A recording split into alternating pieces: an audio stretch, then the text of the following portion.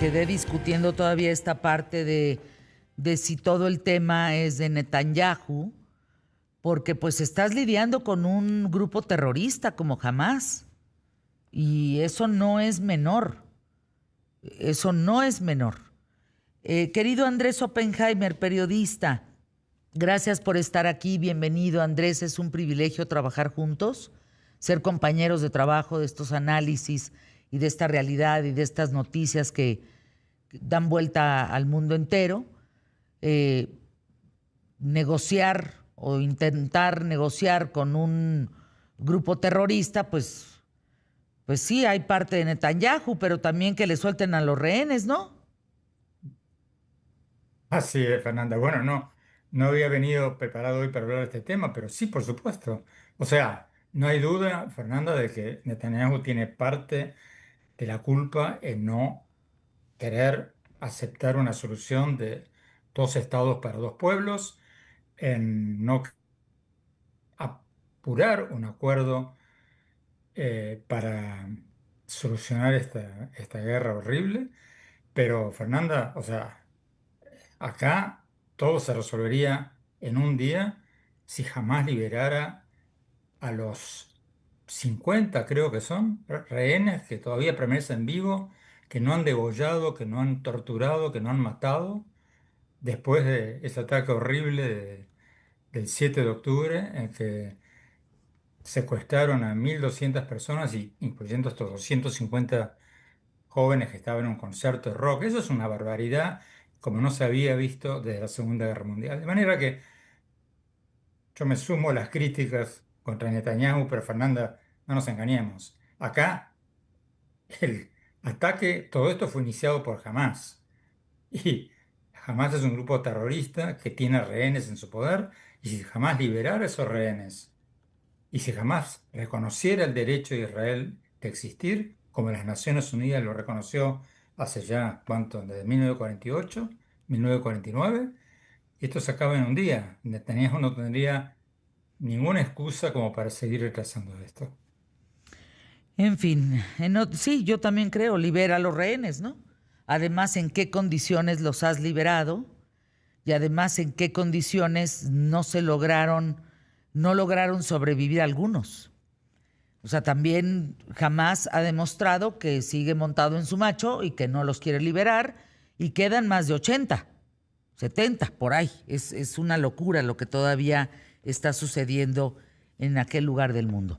Querido Andrés, la orden secreta de Donald Trump de atacar a los cárteles en México, ¿invadirá Trump a México? Cuéntanos. Bueno, Fernanda, esta noticia obviamente es la noticia del momento desde que el viernes, el New York Times publicó esto de que Trump había firmado una orden secreta pidiéndole al Pentágono que le dé una serie de opciones para atacar a los cárteles de la droga en México, en territorio mexicano. Como tú sabes, la presidenta Javier Sheinbaum dijo que eso no va a pasar, que es absolutamente imposible que pase.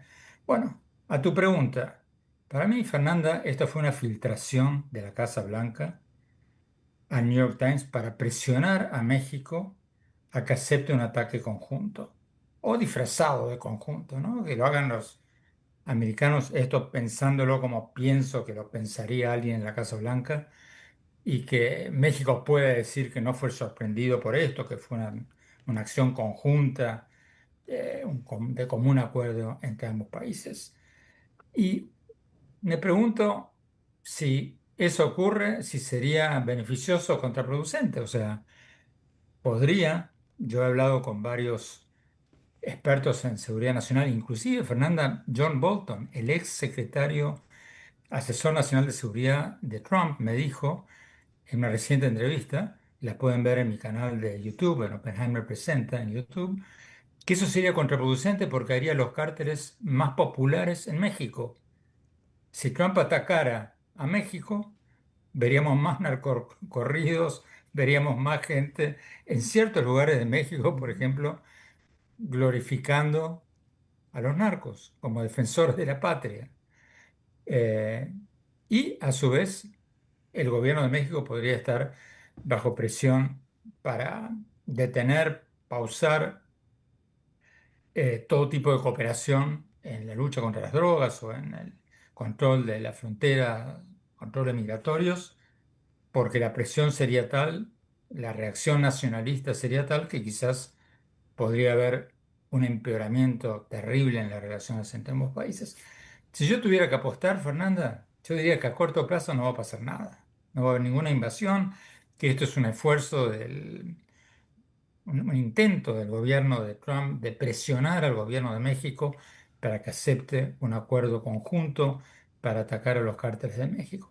Pero a mediano plazo o a largo plazo, no estoy tan seguro que no ocurra.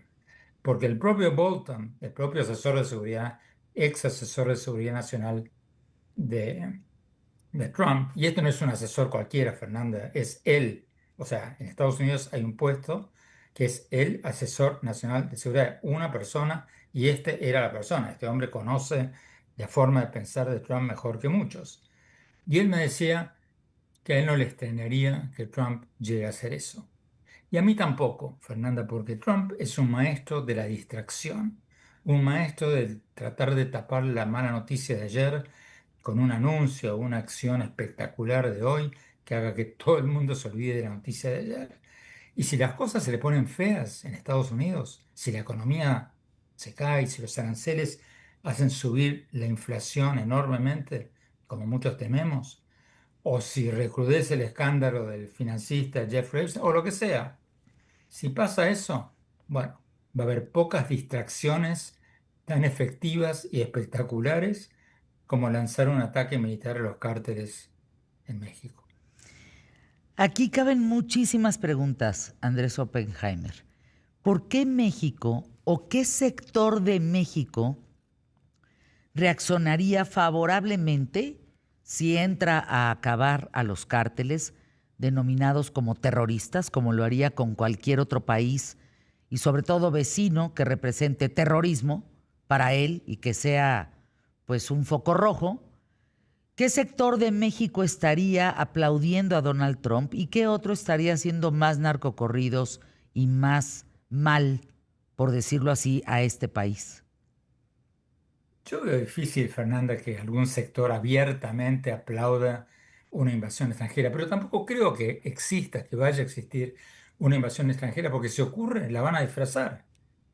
Yo creo que el gobierno de México se subiría a la cresta de la ola y diría, esta fue una acción conjunta, Ujú. acordada contra Eso los puede ser. narcos.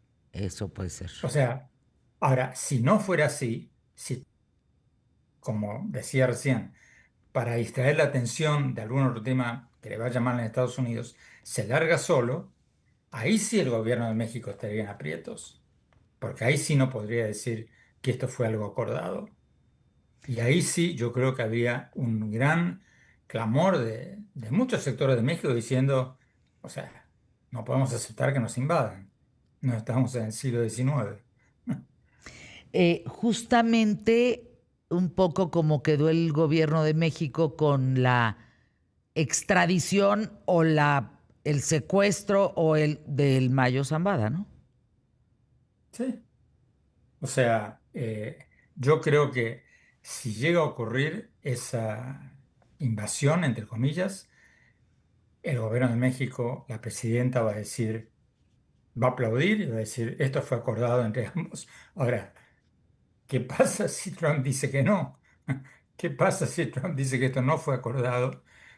Sí se podrían complicar las cosas. Eh, Hablando del tema de los drones, parece que por ahí ya empezaron los drones a circular en México sobre territorio nacional para poder observar narcolaboratorios, movimiento de droga, aviones privados, helicópteros, drones mismos que cargan la droga. ¿Qué sabes de esto, Andrés? O sea, no me extrañaría, he leído los mismos reportes de prensa que leíste tú, Fernanda, no me extrañaría en absoluto. También hay satélites dando vuelta la atmósfera Claro. que están mirando a México todos los días. O sea, no sería algo increíblemente nuevo, sería la altura, sería la única diferencia. Pero yo creo que acá hay un tema, no nos olvidemos que estamos en el plazo de 90 días para los aranceles que Trump amenazó con aplicar si México no toma medidas contra el fentanilo. O sea, Trump está usando la política o las presiones políticas para hacer presión sobre temas comerciales, cosa que es algo totalmente nuevo, cosa que es algo que no ocurría antes, y esto lo pone al gobierno de México en una situación muy complicada, desde el momento que tienes el 83% de tus exportaciones yendo a Estados Unidos, y eso no lo vas a poder cambiar en 2 o 3 años. Tomaría una década por lo menos hacer un cambio sustancial en la diversificación de las exportaciones de México. De manera que hoy por hoy Trump tiene la sartén por el mango. Eh, Hablando de esa sartén, sí podría en algún momento mandar un esquema militar, un esquema de Fuerzas Armadas para controlar a los narcos, o también es un doble discurso, porque pues dejaría de mandar armas, ¿no? Si yo tuviera que apostar hoy, Fernanda, yo te diría que en las próximas semanas o meses vamos a ver un acuerdo bilateral para atacar a los cárteles en tal o cual estado y, o sin decir exactamente dónde, Trump va a decir, en vista de este acuerdo, postergo por otros 90 días la aplicación de los aranceles o tal o cual medida, o sea, va a seguir con una amenaza, con una espada de Damocles colgando sobre México, y así se van a suceder las cosas, quizás, quién sabe hasta cuándo, pero yo veo hoy por hoy difícil que veamos una acción de este tipo en las próximas semanas.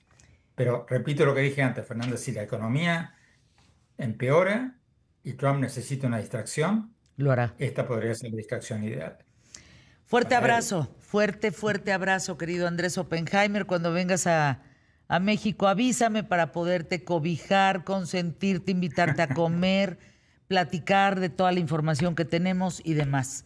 Fuerte abrazo, Así Andrés. lo haré. Gracias, Fernanda. Hasta pronto y hasta siempre, como dices.